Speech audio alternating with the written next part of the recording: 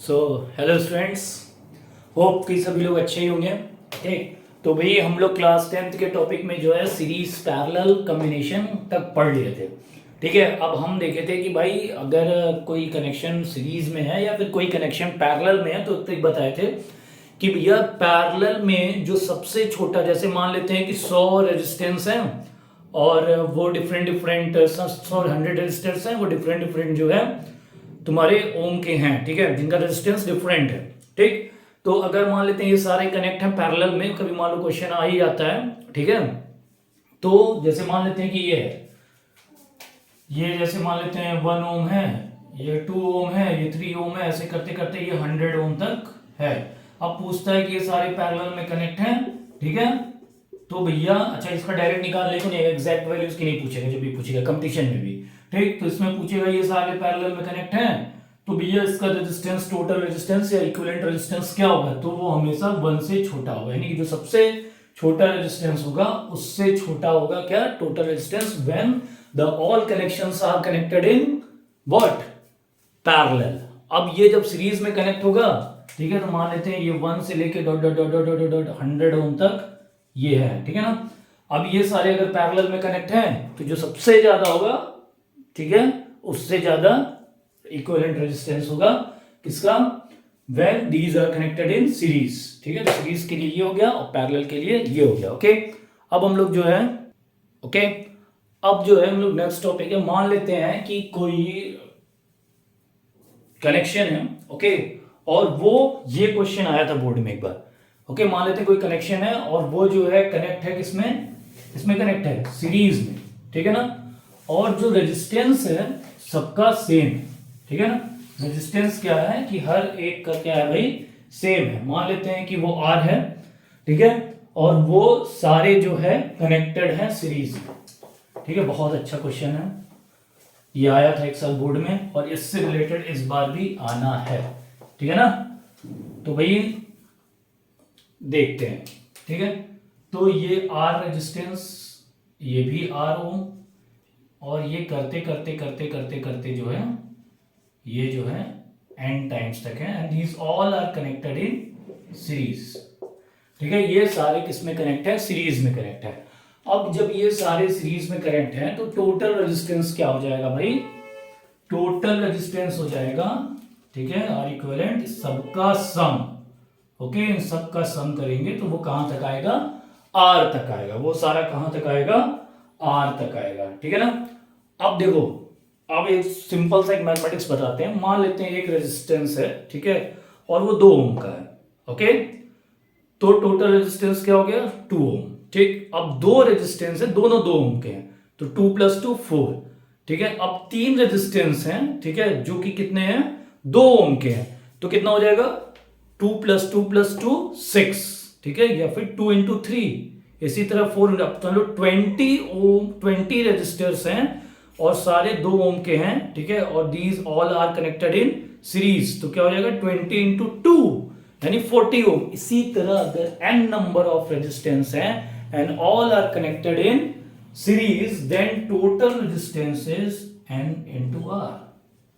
Okay, clear हो गया यहां तक, ठीक है, यहां तक कोई समस्या नहीं होनी चाहिए।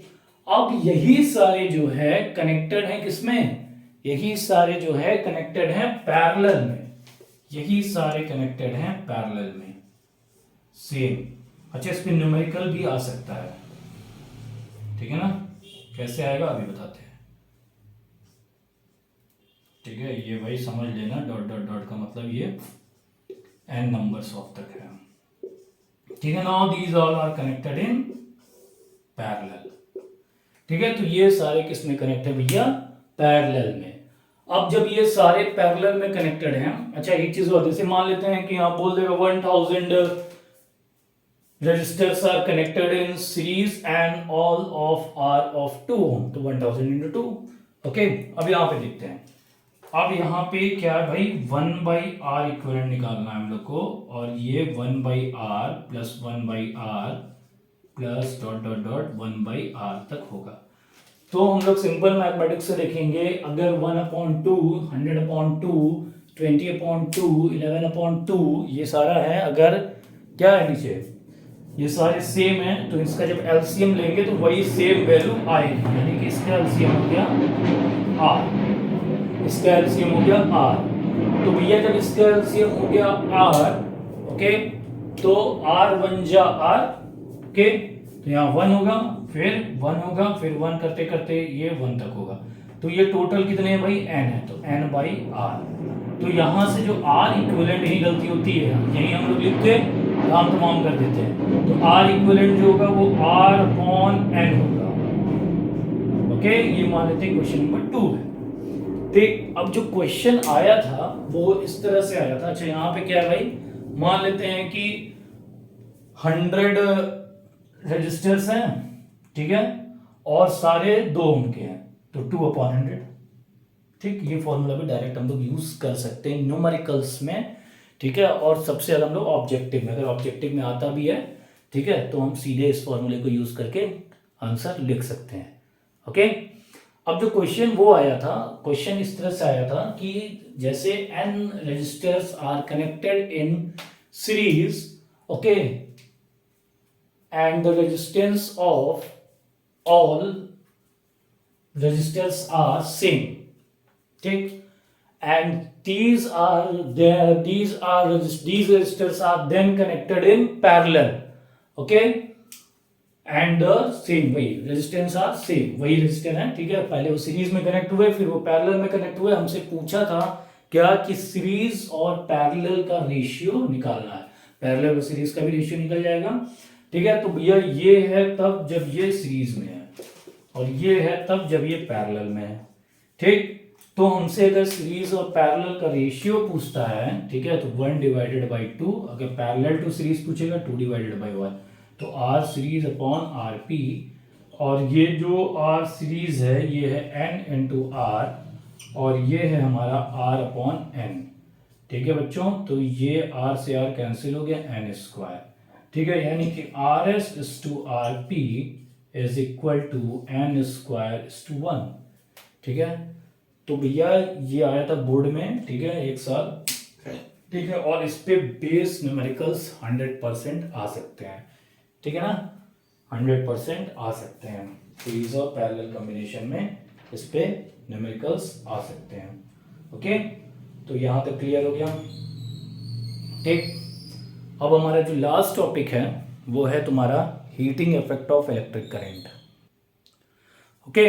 तो भैया नेक्स्ट टॉपिक है हम लोग का heating effect of electric current, ठीक है, heating effect of electric current. तो भैया जब भी इलेक्ट्रॉन या फिर कह सकते हो इलेक्ट्रिक करंट किसी कंडक्टर में पास हो रही है, ठीक है, अब उस कंडक्टर का जो रेजिस्टेंस है, ठीक है, वो बहुत ज्यादा है, ठीक है, रेजिस्टेंस जो है बहुत ज्यादा है, यानी कि हाई रेजिस्टेंस वायर में अगर करंट पास करेगी तो क्या होगा भाई, वो हीट करेगा। सिंपल से अगर मैं जा रहा हूं, कोई मुझे बार बार रोके तो मुझे गुस्सा आएगा, ठीक है ना। तो वो क्या होगा, जैसे नाइक्रोम से अगर करंट पास करेगी तो क्या होगा भाई, वो क्या कहलाएगा, वो हीट करेगा, प्रोड्यूस हीट।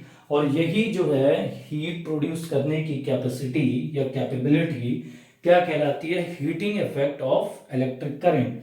इस इफेक्ट को हम लोग क्या कहते हैं, heating effect of electric current, ठीक है। अब मान लेते हैं हम लोग पढ़े थे बचपन में एक formula, V is equal to W/Q, potential is equal to, okay, work done upon charge, यानी किसी भी चार्ज को किसी एक पॉइंट से दूसरे पॉइंट तक ले आ रहे हैं, या फिर पॉजिटिव चार्ज को इन्फिनिटिव से किसी पॉइंट तक लाते हैं, तो वो उस पॉइंट का क्या कहलाता है, पोटेंशियल डिफरेंस। तो जो वर्क डन करते हैं हम लोग चार्ज को ले आने के लिए, वो क्या होता है भाई, यही होता है पोटेंशियल, ठीक है। एक पॉइंट से दूसरे पॉइंट ला रहे हैं तो पोटेंशियल डिफरेंस हो जाएगा। तो V is equal to W/Q, यहां से वर्क डन हो गया हमारा V इंटू Q, ठीक है। और एक बचपन हम लोग फॉर्मूला पढ़े थे, ठीक है, क्या पढ़े थे भाई बच्चों, हम लोग पढ़े थे जो चार्ज होता है Q is equal to I into T, ठीक है ना। या फिर हम कह सकते हैं करंट क्या होता है, rate of flow of electron, यानी I is equal to Q/T, और यहां से आ गया Q is equal to IT। अब इन दोनों इक्वेशन को अगर हम मिला के कंबाइंड रूप से लिखते हैं, यानी कि इसकी वैल्यू हम अगर इसमें रखते हैं, तो W is equal to V into I into T हो जाएगा, यानी कि वर्क डन क्या हो गया, VIT, और ओम्स लॉ हमको क्या बताता है, according to Ohm's law, okay, V is equal to I R. अब इसकी वैल्यू इसमें रखेंगे तो W is equal to I square R T. ठीक है, अब जो ये वर्क डन है, ठीक है, ये मान लेते हैं कि भाई करंट कहते हैं, ठीक है, करंट फ्लो कर रही है रेजिस्टेंस में, ठीक है, हाई रेजिस्टेंस में, तो ये उसको फ्लो नहीं होने दे रहा है, तो ये जो वर्क डन है ये कन्वर्ट हो जा रहा है हीट में। ये किस में कन्वर्ट हो जा रहा है भाई, हीट में। एज्यूम कर रहे हैं कि जितना इलेक्ट्रिकल वर्क डन है, ठीक है, वो सारा जो है कन्वर्ट हो गया हीट में। तो हम लिख सकते हैं W is equal to H is equal to I square R T, यानी कि H पे इस पे भी 100% क्वेश्चन आना है। पिछले साल heating effect of electric current आया था और इसको बोला गया था क्या, ये था जूल इफेक्ट भी बोलते हैं इसको, ठीक है। ज्यादातर बच्चे जो है heating effect of electric current ही जानते हैं, ठीक है। तो अगर घुमा के पूछ दिया जूल इफेक्ट या जूल लॉ भी अगर पूछ दे तो भी उसका यही होगा, डेरिवेशन पूरा आया था 3 नंबर में, पिछले साल का पेपर हुआ तो देख लेना, ठीक है। तो W is equal to H, ठीक है, and H is equal to I square R T. अब इसके कई फॉर्मूले बन सकते हैं ओम्स लॉ से, ठीक है। यहाँ से R is equal to V upon I भी रख सकते हैं, ठीक है। तो ऐसे ऐसे करके और भी फॉर्मूले बन सकते हैं, लेकिन बेसिक फॉर्मूला यही है, बाकी तुम लोगों को पता है, ठीक है ना। ठीक, तो भैया इलेक्ट्रिकल एनर्जी जो है वो किस पर डिपेंड करती है, W किस पर डिपेंड करेगा, आई स्क्वायर पे, यानी W is directly proportional to I square, और W is directly proportional to resistance and W is directly proportional to I, ठीक है। तो इससे हमको यही मिला, ठीक है ना। अच्छा, जितना जो है टोटल वर्क डन होता है जो करंट का, ठीक है, वो कहलाता है हमारा इलेक्ट्रिकल एनर्जी, ठीक है ना। तो उसमें भी कोई दिक्कत नहीं है, ठीक। तो हम लोग इलेक्ट्रिकल एनर्जी का भी फॉर्मूला निकालेंगे, ठीक है। उससे पहले हम लोग पावर पढ़ेंगे, ठीक है। तो पावर हम लोग जो है नेक्स्ट टाइम पढ़ेंगे, ठीक है। आज के लिए इतना ही, और उसके बाद हमारा जो है ये चैप्टर खत्म हो जाएगा, न्यूमेरिकल्स बचेंगे। तो न्यूमेरिकल्स पे कैसे क्या किया जाए कमेंट सेक्शन में बताओ, कैसे जो है न्यूमेरिकल्स हम लोग किया जाए ज़्यादा से ज़्यादा, ठीक है, ताकि जो है हम लोग की मैक्सिमम प्रैक्टिस हो पाए, ठीक है, क्योंकि आना तो है, ठीक है। और इस चैप्टर की थ्योरी ख़त्म हो गई है, तो नेक्स्ट टाइम हम लोग पावर और न्यूमेरिकल पे फोकस करेंगे। Okay class, thank you.